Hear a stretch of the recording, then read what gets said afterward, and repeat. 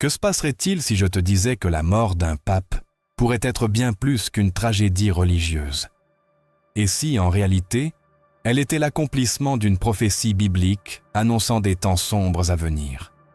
Dans 2 Thessaloniciens 2:3, nous lisons « Que personne ne vous séduise d'aucune manière, car il faut que l'apostasie soit arrivée auparavant et qu'on ait vu paraître l'homme du péché, le fils de la perdition. » Ce verset n'est pas une simple mise en garde symbolique. C'est une clé qui nous permet de comprendre comment certains événements dans le monde actuel pourraient marquer le début de l'accomplissement de ce qui fut annoncé il y a des siècles. Aujourd'hui, nous explorerons la terrifiante connexion entre la mort d'un leader spirituel et l'émergence de forces qui préparent le terrain pour le pire. Nous révélerons comment les Écritures anticipent ces événements avec une précision inquiétante. Es-tu prêt à comprendre ce que Dieu a réservé pour les derniers temps?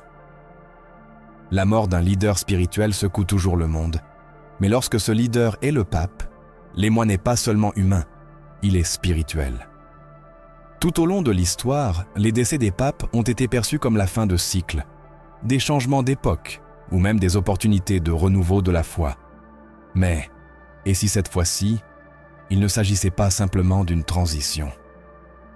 Et si nous étions face à un avertissement bien plus profond, un signe déjà écrit depuis les temps anciens, consigné dans les pages de la parole de Dieu, la Bible?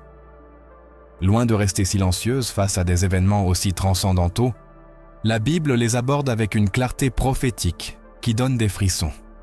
Dans Ézéchiel 34:10, le Seigneur déclare avec sévérité « Je m'oppose aux bergers, je redemanderai mes brebis de leurs mains, et je les ferai cesser de paître mes brebis. » Ce verset ne dénonce pas seulement une mauvaise gestion spirituelle, il annonce un jugement sur les leaders qui ont égaré le peuple.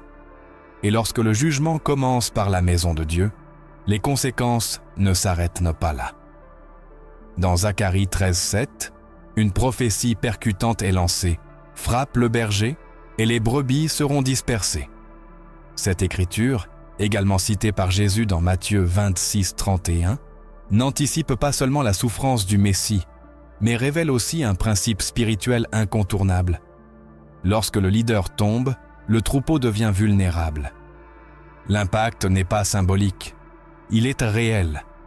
Nous l'avons vu à travers l'histoire.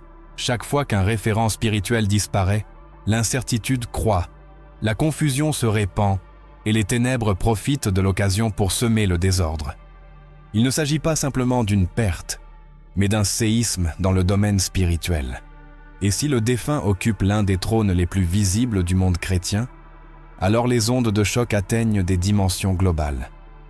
La Bible ne laisse aucun doute sur la manière dont certains événements, apparemment naturels, s'inscrivent dans un engrenage prophétique.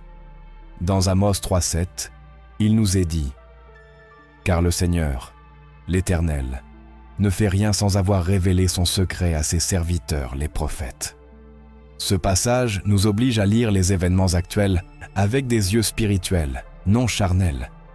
Il nous appelle à ne pas nous limiter aux nouvelles ou aux déclarations officielles, mais à regarder au-delà, à scruter les Écritures, pour comprendre ce que Dieu a déjà annoncé. Ce n'est pas un hasard si de nombreux leaders mondiaux sont morts à des moments clés de l'histoire. Ce n'est pas non plus une coïncidence que, lorsque s'approche un nouveau cycle de ténèbres, la chute d'un berger soit la première pièce du domino. Dans le livre de l'Apocalypse, la figure des leaders religieux n'apparaît pas toujours comme une lumière. Elle peut aussi être un symbole de corruption lorsqu'ils se sont écartés du véritable évangile. Dans Apocalypse 2:3, les lettres aux églises révèlent que, même au sein du corps visible de Christ, peuvent s'infiltrer la tiédeur, l'idolâtrie et la trahison de la vérité. Le Seigneur dit à l'église de Sardes « Tu passes pour être vivant, et tu es mort. » Apocalypse 3:1. Ce verset pourrait-il être une description voilée de nombreuses institutions actuelles, y compris celles qui semblent être les représentations les plus solennelles de la foi? La mort de l'un de leurs représentants ne serait-elle pas simplement une manière dont Dieu expose ce qui était déjà mort spirituellement?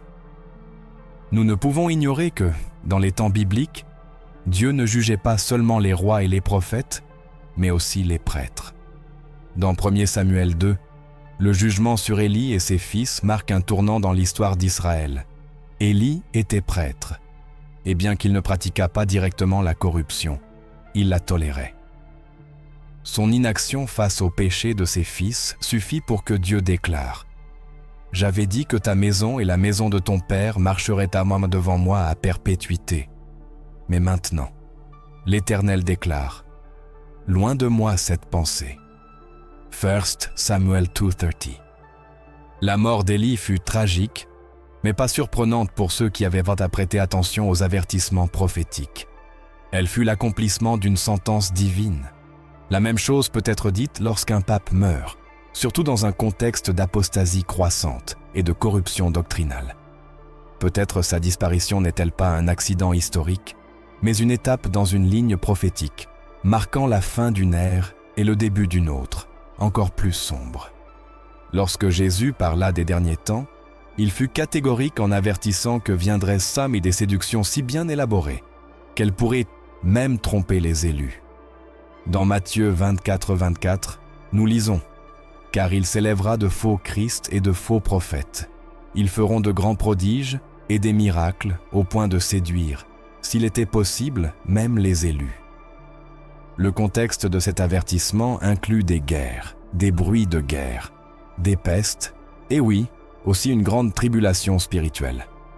La mort d'un leader religieux mondial pourrait-elle faire partie de cette grande séduction? Pourrait-elle être le point de rupture nécessaire pour introduire de nouvelles doctrines, de nouvelles figures, voire une nouvelle Église mondiale unifiée, étrangère à la vérité de l'Évangile? L'histoire nous a appris que chaque vide de pouvoir est une opportunité pour l'émergence de nouvelles idéologies, souvent déguisées sous des apparences de piété. Le livre de Daniel offre l'une des visions les plus inquiétantes sur le pouvoir qui surgit après une chute. Dans le chapitre 8, il est décrit comment une des petites cornes grandit jusqu'à atteindre l'armée des cieux et jette la vérité par terre. Cette figure, reconnue par beaucoup comme une représentation de l'Antichrist, n'apparaît pas de nulle part. Elle surgit dans un contexte de chaos, lorsque le temple est profané, lorsque le leadership se corrompt et lorsque le peuple se retrouve sans direction. Daniel 8:12 dit « La vérité fut jetée par terre, et elle fit tout ce qu'elle voulut, et elle prospéra. » Ce verset révèle le résultat d'une étape où la vérité n'est plus proclamée avec courage, mais diluée par des compromis politiques et religieux. La mort d'un pape, loin d'être une fin, pourrait être le début de ce processus. Certains diront que ceci est de l'alarmisme, qu'on ne peut voir dans chaque événement un signe de la fin. Mais l'apôtre Pierre nous met précisément en garde contre ce type d'incrédulité. Dans 2 Pierre 3:3-4, il est écrit « Dans les derniers jours, il viendra des moqueurs, marchant selon leur propre convoitise et disant « Où est la promesse de son avènement ?» C'est l'esprit qui domine dans de nombreuses sphères religieuses et sociales. Le rejet de l'idée que Dieu parle encore, juge encore, avertit encore. C'est pourquoi, lorsqu'un événement de cette ampleur se produit, beaucoup préfèrent se taire ou le spiritualiser, sans oser se demander « Que dit Dieu à travers cela ?» La mort d'une figure comme le pape n'est pas seulement un changement de nom ou de vêture au sommet du catholicisme. C'est une opportunité pour que des textes anciens s'accomplissent, pour que des structures spirituelles soient ébranlées et pour que de nouvelles forces entrent en scène. Bien que nous ne puissions affirmer avec une certitude absolue que chaque détail est l'accomplissement direct d'une prophétie, nous pouvons dire que tout grand changement spirituel doit être analysé avec discernement. La Bible est claire. Lorsque le jugement arrive, il commence par la maison de Dieu. 1 Pierre 4:17. L'esprit de discernement est un outil indispensable en ce temps. Il ne s'agit pas de suppositions humaines, mais de voir la réalité avec les yeux de Dieu. Dans Ésaïe 29:10, nous lisons « Car l'Éternel a répandu sur vous un esprit d'assoupissement. Il a fermé les yeux de vos prophètes, et il a voilé les têtes de vos voyants. » Cette cécité spirituelle empêche de voir que ce qui se passe n'est pas simplement un cycle politique ou religieux, mais une partie d'un engrenage prophétique qui avance rapidement. Quand un leader spirituel meurt, les cieux s'ébranlent, non pas parce qu'il était indispensable, mais parce que son départ fait partie d'un temps marqué, un kairos divin. Pensons à la mort de Moïse. Bien qu'il fût un leader fidèle, sa mort marqua une fin. Israël ne se contenta pas de pleurer. Il se prépara pour un nouveau chapitre où les batailles seraient plus intenses et l'obéissance plus exigée. Deutéronome 34, 5 à 8 raconte comment le peuple porta le deuil pour Moïse, mais aussi comment son absence ouvrit la voie à la conquête de la terre promise. En revanche, la mort de leaders corrompus comme Achab ou Hérode entraîna des jugements immédiats et visibles. Chaque mort a une résonance différente et nous devons nous demander quel est l'écho prophétique de cette mort spécifique. Quelles portes se ferment et lesquelles s'ouvrent? L'Apocalypse parle de trompettes, de sceaux et de coupes de colère. Chacun est un événement déclencheur, un signe de l'avancement des temps. Il est possible que tous ne reconnaissent pas ces signes immédiatement, mais ceux qui ont le Saint-Esprit peuvent les discerner. Romains 13:11 nous exhorte. Cela est d'autant plus important que vous savez en quel temps nous sommes. L'heure est venue de vous réveiller de votre sommeil, car maintenant le salut est plus près de nous que lorsque nous avons cru. Ce verset nous rappelle que nous ne devons pas dormir. Nous ne devons pas ignorer ce qui se passe autour de nous. Si la mort d'un leader nous réveille, alors ce n'était pas une tragédie, mais une alarme spirituelle. Aujourd'hui, plus que jamais, il est urgent de revenir aux Écritures, d'examiner nos cœurs et de nous demander ce que Dieu fait au milieu de ces événements. Chaque génération a eu ses signes, mais toutes n'ont pas eu le courage de les interpréter. La nôtre ne peut se permettre ce luxe. Ce qui est en jeu n'est pas une institution, mais l'âme de millions. L'ennemi ne se repose pas, et chaque opportunité qu'il a d'infiltrer, de diviser et de détruire, il la saisit. C'est pourquoi, si un événement aussi grand que la mort d'un pape se produit, nous ne pouvons continuer à vivre comme si de rien n'était. La trompette a sonné.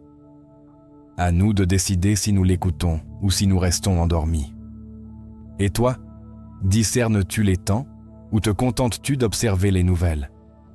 Lis-tu les gros titres ou interprètes-tu les signes? Dieu parle et sa voix résonne plus fort que jamais pour ceux qui sont attentifs. Cette mort n'est pas une fin. Elle est à peine le début de quelque chose que la Bible nous a déjà annoncé. Et le pire, oui, est à venir.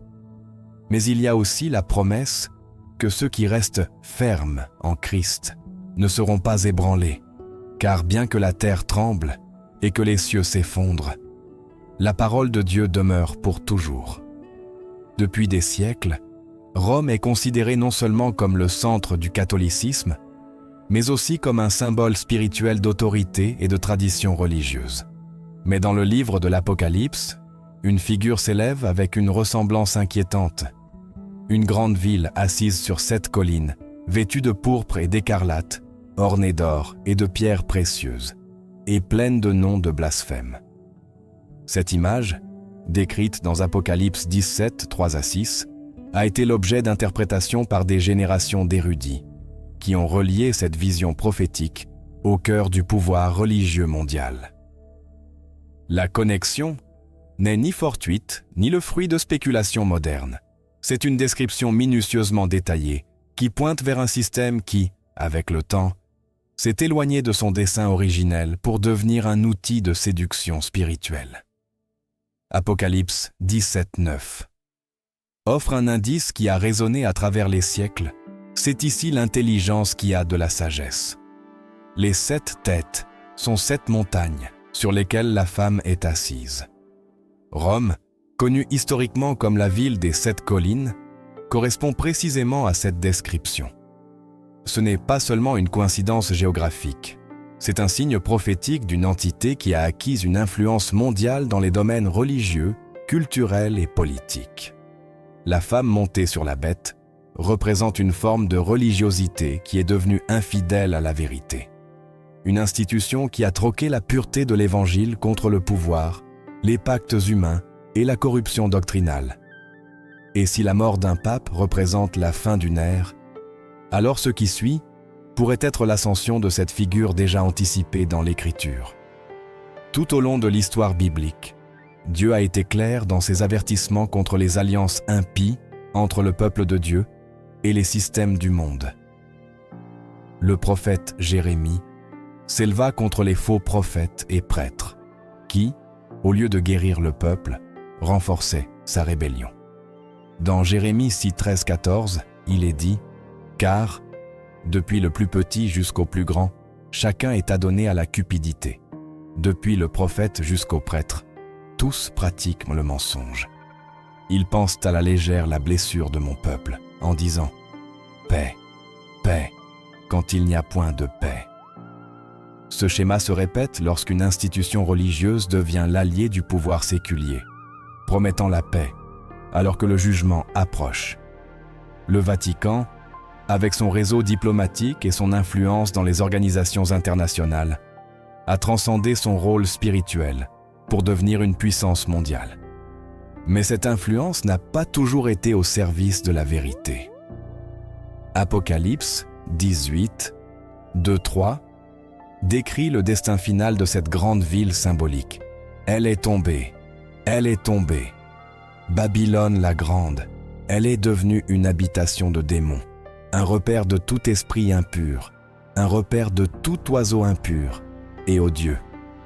Ce jugement n'est pas prononcé sur une entité inconnue, mais sur un système qui a corrompu la terre par son idolâtrie, son commerce spirituel et sa trahison de la foi véritable. La référence à Babylone n'est pas littérale, mais symbolique, comme elle l'était à l'époque du prophète Daniel, lorsque la ville représentait l'arrogance de l'homme, en opposition directe au gouvernement de Dieu. Le lien entre cette figure prophétique et le Vatican ne réside pas dans le nom, mais dans le caractère. Lorsqu'une institution qui représente Dieu adopte des pratiques contraires à sa parole, elle devient une partie de cette Babylone spirituelle. Le prophète Ézéchiel, dans le chapitre 8, fut conduit par l'Esprit à l'intérieur du temple de Jérusalem, où il découvrit des pratiques abominables cachées derrière ses murs. Ce qui devait être un lieu saint était complètement corrompu. Dieu révéla que, même dans sa maison, certains adoraient d'un le soleil, sculptaient des idoles sur les murs et offrèrent de l'encens à des divinités païennes. Cette vision ne se limitait pas au temple physique de l'époque. C'est un miroir prophétique pour notre génération. Si le centre de la foi devient le centre de l'idolâtrie, alors le jugement n'est pas une possibilité, c'est une certitude. Et lorsqu'une figure comme le pape meurt, non seulement un chapitre se ferme, mais une porte peut s'ouvrir pour que cette corruption atteigne de nouveaux sommets. Apocalypse 13 nous présente une autre figure troublante, la bête qui monte de la mer, avec 10 cornes et 7 têtes. Cette bête reçoit pouvoir et autorité de la part du dragon, et le monde entier s'émerveille devant elle. Mais il y a une seconde bête, qui monte de la terre, ayant des cornes semblables à celles d'un agneau, mais parlant comme un dragon. Cette seconde bête agit au nom de la première, faisant que la terre adore la bête principale et accomplissant de grands prodiges. Beaucoup ont identifié cette seconde bête comme un pouvoir religieux, un faux système spirituel qui coopère avec le pouvoir politique pour séduire les masses. Dans ce contexte, le Vatican ne peut être ignoré. Sa capacité à unifier, influencer et dialoguer avec les leaders mondiaux en fait un acteur clé dans le scénario eschatologique. La Bible avertit à plusieurs reprises que l'ennemi se déguise en ange de lumière. Toutes les manifestations de piété ne sont pas authentiques. Dans 2 Corinthiens 11, 13, 14, l'apôtre Paul écrit « Ces hommes-là sont de faux apôtres, des ouvriers trompeurs, déguisés en apôtres de Christ. Et cela n'a rien d'étonnant, puisque Satan lui-même se déguise en ange de lumière. » Si cela est vrai pour des individus, cela l'est aussi pour des institutions. Lorsqu'une organisation religieuse adopte un message contraire à l'Évangile, même en utilisant le nom de Christ, elle devient un véhicule de tromperie. C'est là que le discernement spirituel devient plus nécessaire que jamais. La connexion entre le pouvoir politique et religieux a été l'un des plus grands défis pour la pureté de l'Évangile depuis l'édit de Milan jusqu'à la formation des États pontificaux. L'histoire du Vatican a été marquée par un mélange de foi et de politique, de spiritualité et de diplomatie. Cette combinaison, bien qu'efficace en termes humains, a généré une structure qui a souvent privilégié le pouvoir au détriment de la vérité. Et lorsqu'une telle structure subit une secousse, comme la mort de son leader principal, cela ne conduit pas toujours à une réforme, mais à une réorganisation de forces qui pourrait être encore plus dangereuse. Dans Daniel 7, une petite corne est décrite qui prononce des paroles arrogantes contre le Très-Haut et opprime les saints du Très-Haut. Cette corne surgit parmi d'autres structures de pouvoir et se distingue par sa capacité à manipuler, persécuter et tromper. Bien que cette figure soit symbolique, son action était réelle. Elle représente un système qui semble juste, mais qui est en guerre contre la vérité. Et lorsqu'une institution religieuse devient complice de ce système, elle cesse d'être une lumière pour devenir une obscurité déguisée. La mort d'un pape, dans ce cadre, ne représente pas seulement une transition de leadership. Elle peut être un terrain fertile pour que ce type de figure prenne davantage de contrôle. L'idolâtrie a été l'un des péchés les plus sévèrement condamnés dans l'Écriture. Non seulement l'idolâtrie des images, mais aussi l'idolâtrie institutionnelle. L'exaltation de la tradition au-dessus de la parole, l'obéissance aveugle à une structure au-dessus de la voix de Dieu. Dans Marc 7,8, Jésus dit « Vous abandonnez le commandement de Dieu et vous observez la tradition des hommes. » Ce reproche, adressé aux pharisiens, est tout aussi applicable aujourd'hui, lorsque des institutions élèvent des décrets humains au même niveau que la vérité révélée. Lorsque cela se produit, le système devient fertile pour la tromperie. Et si cette institution a une portée mondiale, l'erreur se propage également à l'échelle mondiale. L'Apocalypse montre clairement que dans les derniers temps, un système religieux s'alliera avec le pouvoir de l'Antichrist. Ce n'est pas une théorie conspirationniste, c'est un élément eschatologique. Le faux prophète n'apparaît pas seul. Il agit au nom d'une structure qui possède déjà prestige et reconnaissance. Il n'a pas besoin de construire le pouvoir de toutes pièces. Il hérite d'une institution établie. Et lorsque la figure la plus reconnue de cette institution meurt, une porte s'ouvre pour que ce trône symbolique soit occupé par quelqu'un avec un agenda complètement différent.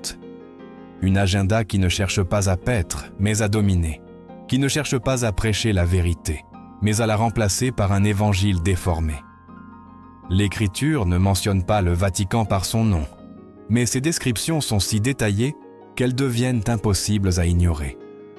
La femme qui s'enivre du sang des saints n'est pas une figure païenne étrangère au christianisme. C'est une représentation prophétique d'une structure qui, sous le nom de Dieu, a persécuté ceux qui suivent réellement la parole. Apocalypse 17, 6 le dit ainsi.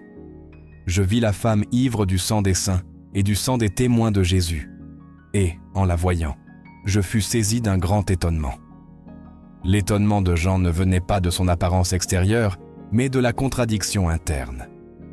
Comment une institution qui devait être sainte est-elle devenue un instrument de persécution?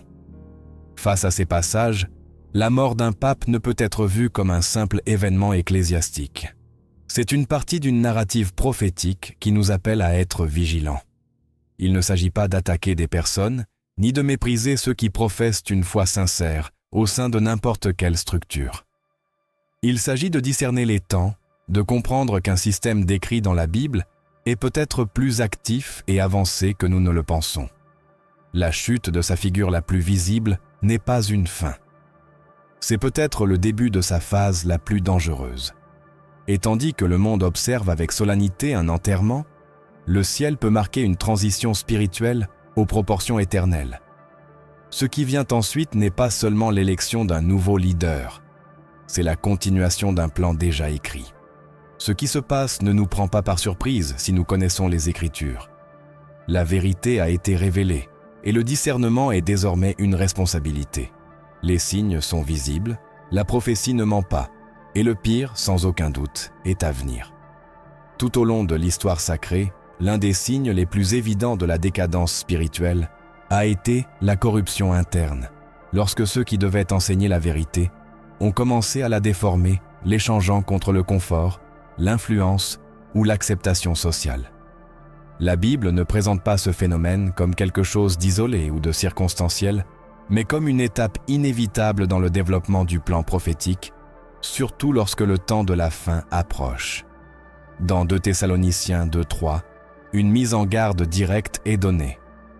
Que personne ne vous séduise d'aucune manière, car il faut que l'apostasie soit arrivée auparavant, et qu'on ait vu paraître l'homme du péché, le fils de la perdition. L'apostasie n'est pas une simple erreur doctrinale, c'est une trahison consciente de la vérité révélée. C'est l'abandon intentionnel de la saine doctrine au profit de messages qui plaisent à l'oreille, mais condamnent l'âme. Et ce phénomène ne naît pas à l'extérieur de l'Église. Il surgit de l'intérieur, des autels, des chaires, des lieux mêmes établis pour nourrir le peuple de Dieu.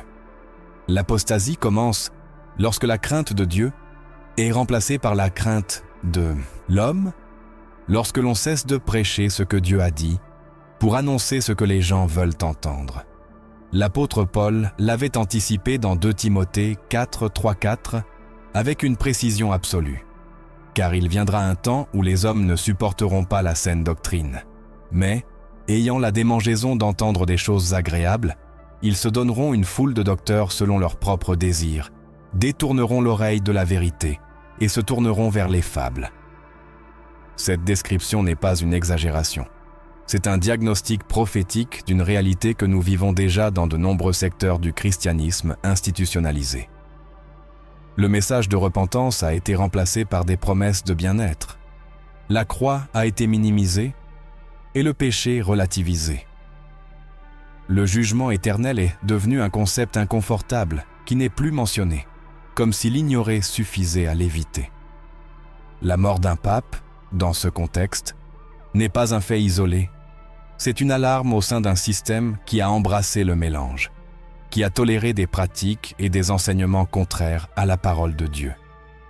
L'affaiblissement doctrinal ne se produit pas du jour au lendemain. C'est le résultat de concessions successives. D'abord, on omet certains textes, puis on les réinterprète, et enfin, on les remplace par des idées humanistes, des spiritualités hybrides et des théologies qui cherchent à plaire au monde. Mais Dieu ne peut être moqué. Dans Galates 1:6-9, l'apôtre Paul lance l'un des avertissements les plus forts du Nouveau Testament. « Je m'étonne que vous vous détourniez si promptement de celui qui vous a, appelé par la grâce de Christ, pour passer à un autre évangile. Non pas qu'il y en ait un autre, mais il y a des gens qui vous troublent et qui veulent renverser l'évangile de Christ. Il n'existe pas d'autre évangile acceptable. Toute altération du message originel est une apostasie, même si elle est enveloppée dans un langage de paix, d'inclusion ou de modernité. L'Ancien Testament montrait déjà ce schéma avec clarté. Le peuple d'Israël, malgré avoir été témoin des miracles les plus stupéfiants de la part de Dieu, tombait sans cesse dans l'idolâtrie et la désobéissance lorsque ses leaders spirituels s'égaraient.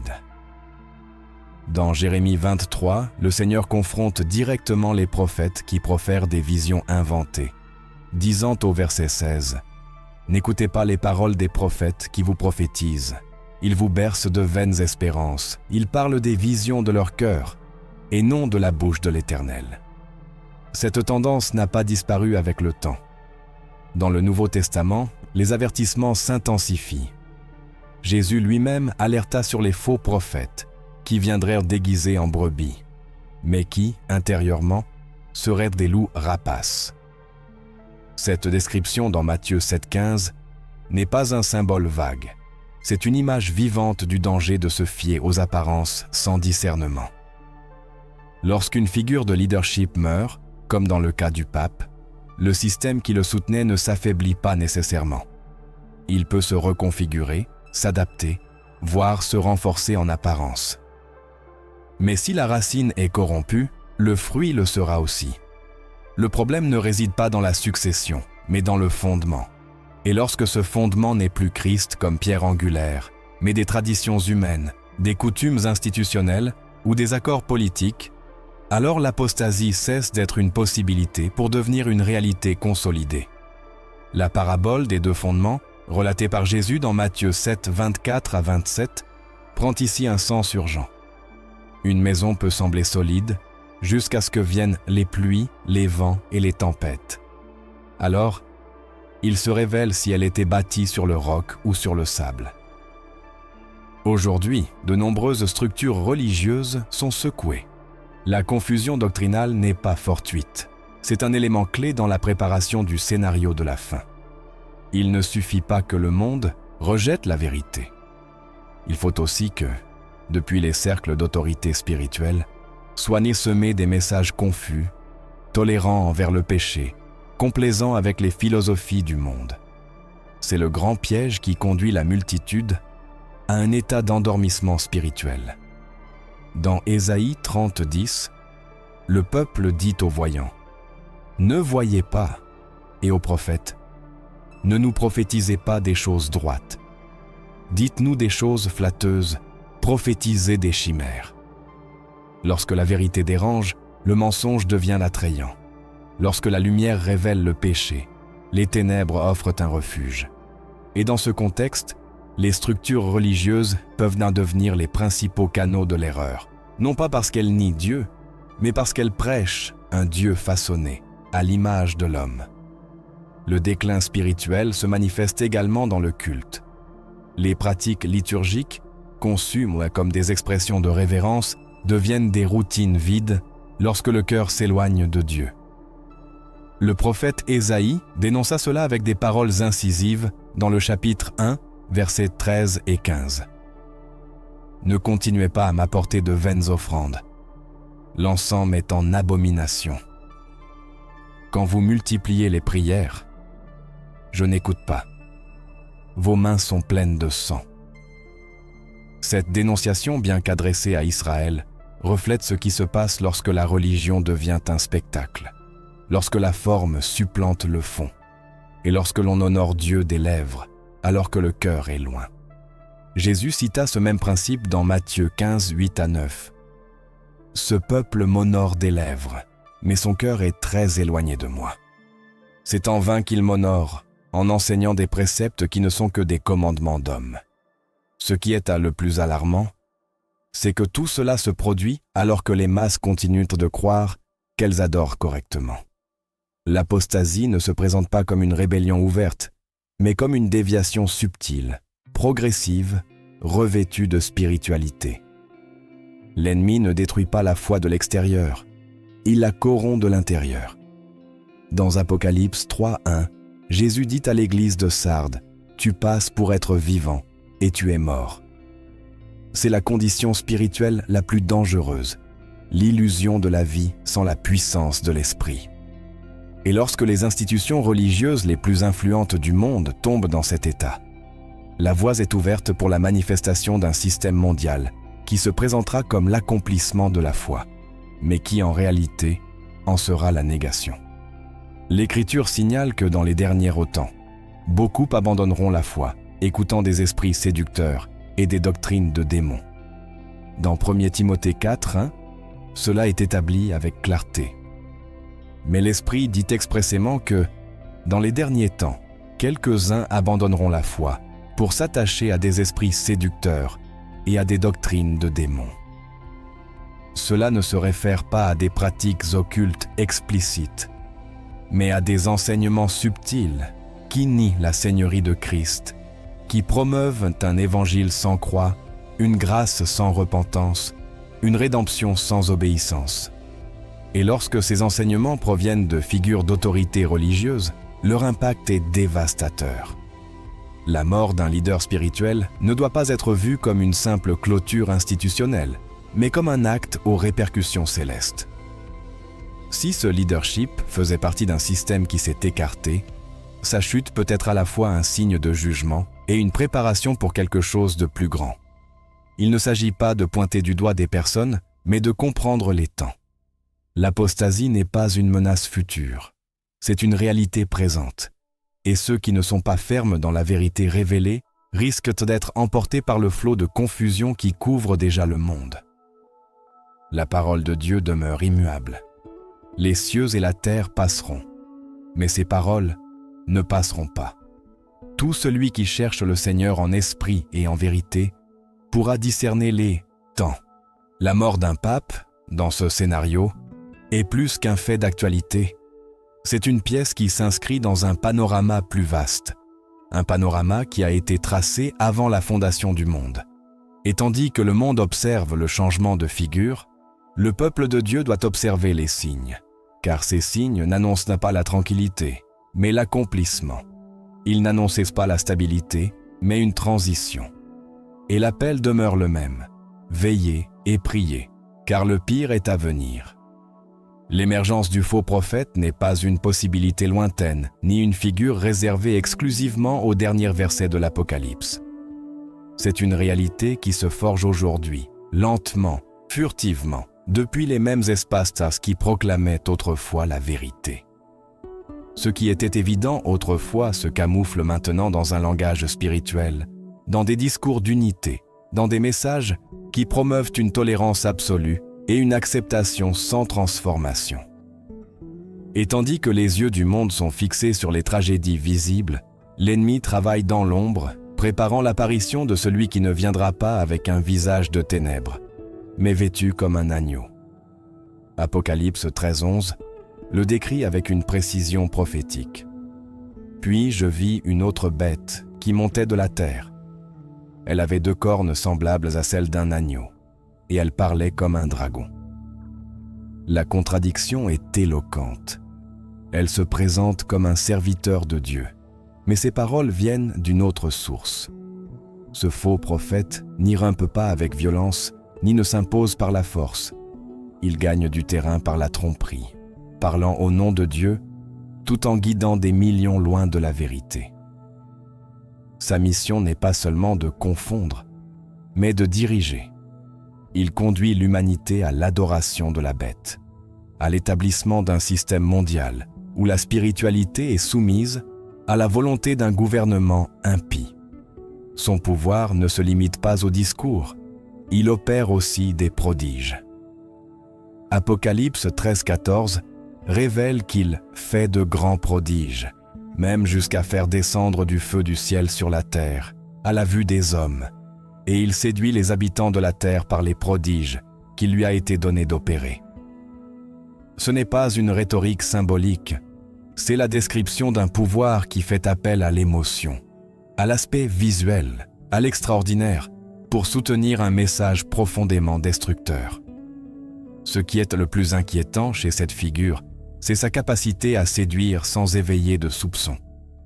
Elle a l'apparence de la sainteté, prononce des paroles bibliques, cite des versets, se montre compatissante et ouverte, mais son essence est en opposition directe à l'œuvre rédemptrice de Christ. Sa mission est de substituer l'évangile par un évangile alternatif qui conserve les formes mais nie la puissance. Paul l'avait anticipé dans 2 Timothée 3:5 en parlant de ceux qui auront l'apparence de la piété, mais renieront ce qui en fait la force. C'est le signe le plus clair. Lorsque le message cesse de transformer, lorsque la grâce n'exige plus de repentance, lorsque l'amour se sépare de la sainteté. Le terrain pour le faux prophète ne se prépare pas dans le monde séculier. Il se forge au sein même de la sphère religieuse. Son autorité sera reconnue non par des hérétiques manifestes, mais par des multitudes de croyants dépouillés de discernement, par l'abandon de la parole. Jésus dit dans Matthieu 24:24 que viendront des faux prophètes qui montreront de grands prodiges et signes, pour séduire, si possible, même les élus. Cela implique qu'il ne s'agit pas de figures étrangères à la foi, mais de personnes, discours et structures qui sembleront familiers. Le plus dangereux n'est pas l'erreur flagrante, mais l'erreur mêlée de vérité, ce qui ne se présente pas comme une opposition directe, mais comme une alternative viable. La parole nous avertit que la séduction finale ne sera pas présentée comme une menace, mais comme une solution. Le faux prophète construira un récit où l'unité sera plus importante que la vérité, la paix plus attrayante que la justice, et l'expérience spirituelle plus désirée que l'obéissance aux Écritures. C'est pourquoi sa voix résonnera avec force dans des temps de confusion mondiale, lorsque la crise sera profonde, lorsque l'insécurité sera généralisée, lorsque le monde réclamera une direction. Il apparaîtra avec des réponses, du charisme, de l'autorité. Mais son autorité ne viendra pas du ciel. Apocalypse 13:12 déclare qu'il exerce toute l'autorité de la première bête en sa présence et fait que la terre et ses habitants adorent la première bête. Son but est d'établir une adoration mondiale fausse, structurée et obligatoire. La figure du faux prophète est conçue pour remplacer le ministère prophétique authentique. Là où les vrais prophètes appelaient à la repentance, il appellera à l'adaptation. Là où les vrais prophètes confrontèrent le pouvoir avec la parole, il servira le pouvoir avec sa voix. Son discours sera œcuménique, son message attrayant, sa théologie apparemment biblique, mais en son cœur, il n'y aura pas de vérité, mais de la manipulation. Sa stratégie consistera à éliminer toute distinction entre le saint et le profane, entre la lumière et les ténèbres. Ézéchiel 22:29-6 dénonçait déjà ce schéma, disant que les prêtres n'ont pas distingué entre ce qui est saint et ce qui est profane. Ils n'ont pas enseigné la différence entre ce qui est pur et ce qui est impur. Et dans cet environnement de confusion, le mensonge s'installe comme vérité. Le faux prophète est la figure qui unifie le culte. Son rôle n'est pas seulement doctrinal, il est liturgique, politique, stratégique. Il n'opère pas isolément. Il fonctionne en synchronie avec le système de la bête, promouvant son image, exigeant la loyauté et concevant les mécanismes par lesquels le contrôle spirituel sera établi. Apocalypse 13h15 révèle qu'il lui fut donné de donner un esprit à l'image de la bête, afin que l'image de la bête parlât, et qu'elle fit mettre à mort tous ceux qui n'adoreraient pas l'image de la bête. Cela nous conduit à une conclusion inévitable. Le faux prophète sera celui qui tracera la ligne entre ceux qui s'alignent sur le système mondial et ceux qui sont persécutés pour rester fidèles à Christ. On ne peut comprendre cette figure sans comprendre sa racine. Elle ne surgit pas d'un vide. Son pouvoir est précédé par un abandon progressif de la vérité, par une normalisation de l'erreur, par une acceptation sociale du syncrétisme spirituel. Ce qui est vu aujourd'hui comme un progrès sera demain la base théologique de son autorité. Chaque concession doctrinale, chaque déclaration publique qui relativise le péché, chaque acte œcuménique qui dissout la différence entre Christ et d'autres croyances, pave la voie à son arrivée. Et il ne viendra pas seul. Il apportera avec lui une structure religieuse renouvelée, fonctionnelle, influente, capable de séduire non seulement les foules, mais aussi les nations. Sa plateforme ne sera pas construite par le rejet de Dieu, mais par une spiritualité alternative perçue comme plus inclusive, plus compréhensive, plus humaine. Mais cette spiritualité n'aura ni croix, ni sang, ni résurrection. Ce sera un évangile sans salut, une foi sans vérité, une grâce sans repentance. Et lorsque cette religion sera pleinement établie, la persécution des vrais croyants cessera d'être symbolique pour devenir institutionnelle. Apocalypse 13:17 le confirme en parlant du système qui empêchera d'acheter ou de vendre ceux qui n'ont pas la marque. Ce contrôle ne sera pas seulement spirituel, mais aussi économique et social. Le contexte actuel reflète déjà les conditions nécessaires à sa manifestation. Jamais auparavant, il n'y a eu une telle disposition mondiale à embrasser un message religieux unifié. Jamais auparavant, il n'y a eu autant de pression pour faire taire les voix qui soutiennent l'exclusivité de Christ comme sauveur. Jamais auparavant, la correction biblique n'a été autant rejetée, même au sein du corps religieux. C'est la préparation du terrain, un terrain fertile pour le mensonge, un terrain qui applaudit ce que Dieu abhorre et censure ce que Dieu ordonne. Et lorsque ce terrain sera prêt, le porte-parole de cette nouvelle spiritualité s'élèvera. Il ne parlera pas depuis les marges, mais depuis les chairs. Il n'arrivera pas comme un hérétique, mais comme un réformateur. Il ne sera pas marginalisé, il sera exalté. Son visage ne sera pas reconnaissable pour ceux qui n'ont pas de discernement, mais le peuple qui connaît son Dieu saura. Il saura parce qu'il ne suit pas les signes, mais la parole. Il saura parce qu'il a été averti. Jésus dit dans Jean 10,5 « Ils ne suivront point un étranger, mais ils fuiront loin de lui, parce qu'ils ne connaissent pas la voie des étrangers. » C'est la promesse. Ceux qui marchent avec le Seigneur ne seront pas trompés. Peu importe à quel point le discours est charismatique, la prédication convaincante, les signes miraculeux. Si cela n'est pas aligné sur l'Écriture, ce n'est pas de Dieu. L'émergence du faux prophète n'est pas un événement isolé. C'est une pièce clé dans la consommation du mystère de l'iniquité. Son apparition sera l'aboutissement d'un processus déjà commencé, un processus qui ne peut être inversé, mais qui peut être discerné. Et le discernement n'est pas un luxe spirituel, c'est une nécessité vitale. Car celui qui ne le possède pas sera emporté par le courant, sera confus, sera séduit, et finalement, sera marqué. C'est pourquoi l'appel reste valide. Veillez, priez, scrutez les Écritures. Car ce qui est en jeu n'est pas une doctrine, c'est l'éternité. Le faux prophète est en chemin, et peut-être sa voix se fait-elle déjà entendre, non pas depuis les extrêmes, mais depuis le centre. Non pas depuis les marges, mais depuis les plateformes les plus élevées. Et tandis que le monde l'accueille comme une voix de paix, ceux qui connaissent sauf la parole l'identifieront pour ce qu'il est. Car, bien qu'il ait des cornes d'agneau, sa voix restera celle d'un dragon.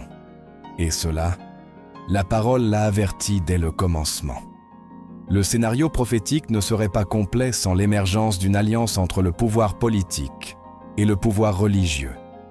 Une union conçue non pour glorifier Dieu, mais pour consolider un contrôle total sur l'humanité.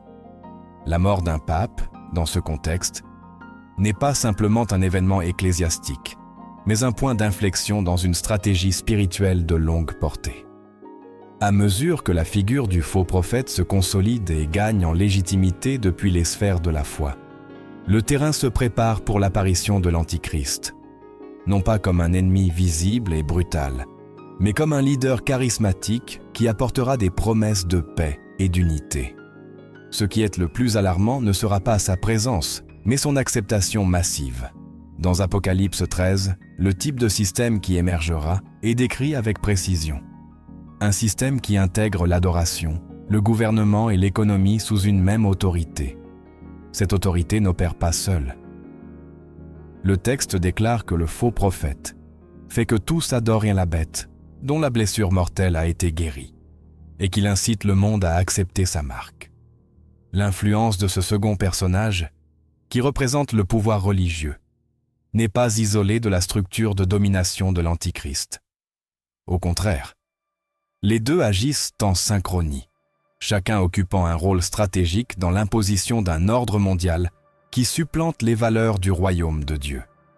L'union entre la religion et la politique n'est pas un concept nouveau, mais dans le contexte prophétique, elle prend une dimension plus dangereuse.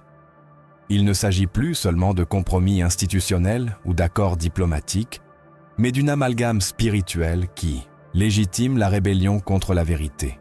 Daniel 8,24 décrit l'Antichrist comme quelqu'un qui, par son habileté, fera prospérer la tromperie dans sa main, se grandira dans son cœur, détruira beaucoup de gens à l'improviste et s'élèvera contre le prince des princes. Son autorité sera accompagnée d'une apparence de justice, d'un discours qui captive et d'une stratégie qui soumet. Et c'est précisément cette structure religieuse corrompue qui lui ouvrira les portes, lui offrant non seulement un soutien politique, mais une validation spirituelle. Le danger de cette alliance est qu'elle ne sera pas construite par la peur, mais par le désir, un désir collectif de stabilité, de paix de prospérité. Et ce désir sera utilisé comme excuse pour installer des systèmes de contrôle qui, sous la promesse de protection, exigeront une soumission complète. La religion, dépouillée de son essence transformatrice, deviendra un instrument de pouvoir. Les Écritures le montrent clairement. Le faux prophète fera que l'image de la bête prenne vie et que tous ceux qui ne l'adorent pas soient persécutés. Apocalypse 13h15 établit que même ceux qui résistent perdront la vie. Le prix de la fidélité à Christ deviendra de plus en plus élevé. L'Antichrist ne cherchera pas à détruire la foi de manière frontale. Il tentera de la remplacer, son système sera inclusif, apparemment logique, et son message fera appel à la raison humaine. Son alliance avec le pouvoir religieux lui permettra de pénétrer là où la politique ne peut atteindre, le cœur. C'est pourquoi cette étape prophétique est l'une des plus critiques. Il ne s'agit pas simplement de reconnaître un gouvernant, mais d'identifier un système spirituel qui agit comme un imitateur de Christ, mais dont le but est la perdition. Paul l'appela dans 2 Thessaloniciens 2:4, l'homme du péché, le fils de la perdition, qui s'oppose et s'élève au-dessus de tout ce qu'on appelle Dieu ou de ce qu'on adore, jusqu'à s'asseoir dans le temple de Dieu, se faisant lui-même passer pour Dieu. Ce ne sera pas une négation du christianisme, mais une usurpation, une copie déformée, une falsification habile que seul le discernement spirituel pourra identifier. Ce temps requerra une foi inébranlable, car ceux qui refuseront d'adorer le système seront rejetés, vus comme des ennemis du progrès, des menaces pour la paix. Et le pouvoir religieux, au lieu de protéger les fidèles, les désignera comme cibles. Les structures, qui devraient être un refuge pour les justes, deviendront des instruments d'accusation. On ne prêchera plus Christ crucifié, mais une figure politique adorée. On n'appellera plus à la repentance, mais à l'acceptation inconditionnelle d'un nouvel ordre mondial qui exigera une loyauté totale. L'Apocalypse révèle que ce système ne durera qu'un temps. Il ne sera pas éternel. Mais pendant qu'il sera en vigueur, son influence sera dévastatrice. C'est pourquoi l'appel est clair. Restez ferme. Ne cédez pas à la pression.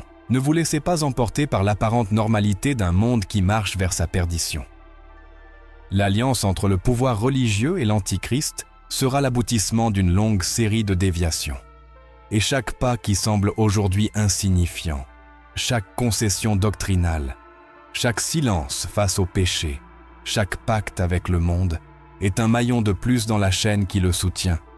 Dieu n'a pas laissé son peuple sans avertissement. La prophétie n'est pas scellée, elle est ouverte, disponible, urgente. Ceux qui connaissent la vérité n'ont pas à craindre, mais ils doivent être vigilants. Le discernement ne sera pas facultatif, il sera vital. Et lorsque le faux prophète et l'Antichrist seront pleinement révélés, il n'y aura plus de place pour l'ambiguïté. La fidélité à Christ sera la seule marque qui distinguera les siens.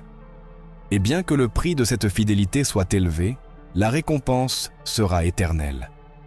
Car ceux qui restent fidèles jusqu'à la fin seront sauvés. L'Écriture l'a dit, et tout ce qu'elle a dit s'accomplira. Le jugement n'arrive pas sans avertissement. Et Dieu, dans sa miséricorde, ne permet pas que le chaos se déchaîne sans d'abord élever sa voix. Lorsque les structures s'effondrent, lorsque les leaders disparaissent, et que le monde entier s'achemine vers les ténèbres, l'appel de Dieu devient plus urgent. Ce n'est pas un cri de désespoir, mais une invitation à se réveiller, à revenir au commencement, à se rendre à la vérité avant que le temps ne se referme. La mort d'un pape n'est pas la fin d'une étape institutionnelle. C'est un écho qui résonne dans le ciel comme un rappel que tout ce qui n'est pas bâti sur le roc sera ébranlé. Et ce roc n'est pas une doctrine, une tradition ou un homme, c'est Christ. Au milieu du tumulte prophétique qui se manifeste dans chaque coin de la planète, la voix de Dieu reste claire.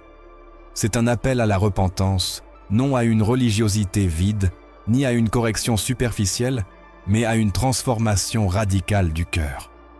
Dans Ézéchiel 18:30, Le Seigneur dit, « Convertissez-vous et détournez-vous de toutes vos transgressions, afin que l'iniquité ne cause pas votre ruine. » L'iniquité n'est pas seulement ce qui est fait contre la loi de Dieu, mais ce qui est toléré dans le cœur tout en feignant la sainteté. C'est la conformité au péché, le silence face à l'injustice, le confort qui se tait lorsque la vérité dérange. C'est pourquoi la repentance n'est pas un événement émotionnel. C'est une reddition absolue. C'est le temps désigné pour que chaque croyant s'examine, non pour pointer du doigt vers l'extérieur, mais pour scruter l'intime de l'âme. L'Écriture déclare dans 2 Corinthiens 13:5 « Examinez-vous vous-même pour savoir si vous êtes dans la foi. Éprouvez-vous vous-même. » Dans un monde où les systèmes religieux vacillent, où le mensonge se pare de lumière et où l'Antichrist prépare son entrée soutenu par de faux prophètes, la seule défense du croyant est une foi authentique, enracinée, vivante. Il ne suffit pas d'avoir cru dans le passé, ni d'avoir connu la vérité. La fidélité est une constance, non un souvenir. Le Seigneur cherche des cœurs brisés, non des intentions décorées. Dans Joël 2:13, le principe de la véritable repentance est établi. Déchirez vos cœurs et non vos vêtements, et revenez à l'Éternel, votre Dieu, car il est miséricordieux et compatissant. La conversion commence lorsque l'âme souffre d'avoir été loin, lorsque le péché n'est plus justifié et lorsque l'orgueil cède devant la sainteté de Dieu. Cette douleur ne paralyse pas, elle pousse, car chaque larme versée dans la sincérité devient une semence de restauration. Dieu ne rejette pas celui qui revient à lui avec humilité. Au contraire, il lui ouvre le chemin du retour, même lorsque tous les autres chemins sont fermés. En ces temps finaux, où les signes ne sont plus des ombres mais des réalités visibles, ignorer l'appel à la repentance, c'est se placer volontairement en marge de la volonté de Dieu. Le Seigneur dit dans Apocalypse 3:19, « Moi, je reprends et je châtie tous ceux que j'aime.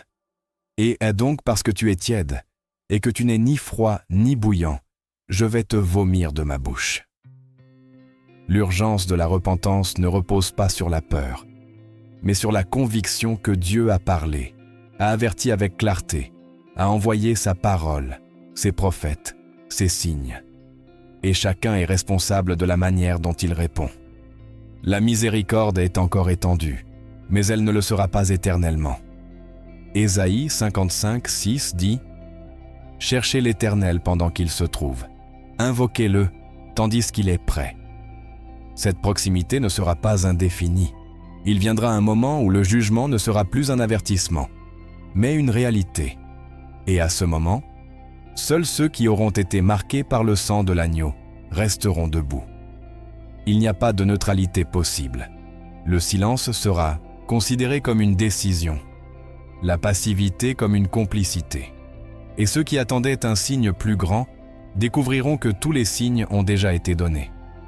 Ce qui est requis maintenant n'est pas plus d'informations, mais une réponse, la même que celle clamée par Jean-Baptiste dans le désert. « Repentez-vous, car le royaume des cieux est proche. » Cette voix reste vivante, elle retentit avec force au milieu du chaos, et chaque âme qui l'entend a aujourd'hui l'opportunité de changer son destin. La repentance n'est pas un acte religieux, c'est une révolution intérieure. C'est le premier pas de ceux qui seront trouvés fidèles. Et tandis que le monde se prépare à recevoir l'homme du péché, le ciel cherche ceux qui se consacrent en vérité. Car au milieu de la tromperie, il y aura un reste. Au milieu de l'effondrement, il y aura une église pure. Et ce peuple ne sera ni le plus grand, ni le plus visible, ni le plus reconnu. Ce sera le plus soumis, celui qui a choisi la vérité quand tous ont choisi le confort, celui qui n'a pas négocié sa foi, qui n'a pas plié le genou, qui n'a pas eu honte de l'Évangile. Le temps d'attendre est terminé. Aujourd'hui est le jour acceptable, le jour du salut. La porte est encore ouverte, mais elle ne le sera pas pour toujours. Et ceux qui entendent sa voix aujourd'hui, qu'ils n'endurcissent pas leur cœur, car demain, il se peut qu'il n'y ait plus de voix à entendre. Dans le silence qui suit une grande secousse, Une question reste toujours en suspens. Que vient-il maintenant? La mort d'un pape n'a pas seulement marqué la fin d'une figure, elle a brisé un équilibre qui soutenait des structures bien plus profondes qu'il n'y paraît. Et tandis que le monde observe le vide, quelque chose bouge dans l'invisible. Ce n'est pas le chaos qui s'annonce, mais un ordre différent, conçu avec précision pour supplanter tout ce qui semblait stable. C'est dans cet espace, entre ce qui tombe et ce qui surgit, que se livrera la véritable bataille. Une bataille qui ne sera pas entre idéologies ou systèmes humains, mais entre deux royaumes qui ne se cachent plus. Au milieu de ce scénario, chaque personne sera positionnée, non par la géographie, la religion ou la tradition, mais par la loyauté. Car la marque la plus importante ne sera pas celle imposée par un système, mais celle que le feu de la vérité grave dans les cœurs disposés. Le temps des multitudes indifférentes est révolu. Ce qui vient exigera une définition, et cette définition sera spirituelle. Ceux qui comprendront que ceci n'est pas seulement une crise visible, mais l'écho d'un plan éternel en mouvement, seront ceux qui resteront debout lorsque tout le reste s'effondrera. La prophétie ne nous a pas été donnée pour spéculer, mais pour nous préparer, non pour craindre, mais pour nous aligner sur le dessein divin. Dans les jours les plus critiques de l'histoire, si tu as lu jusqu'ici, ce n'est pas un hasard. Ce message n'est pas seulement une information, c'est une convocation. Car le ciel forme une génération qui ne se rendra pas, une génération qui, même au milieu du feu, continuera de dire « Mon Rédempteur vit ». Et c'est le seul fondement qui ne sera pas ébranlé lorsque le pire arrivera. Car le pire est à venir, mais la gloire aussi.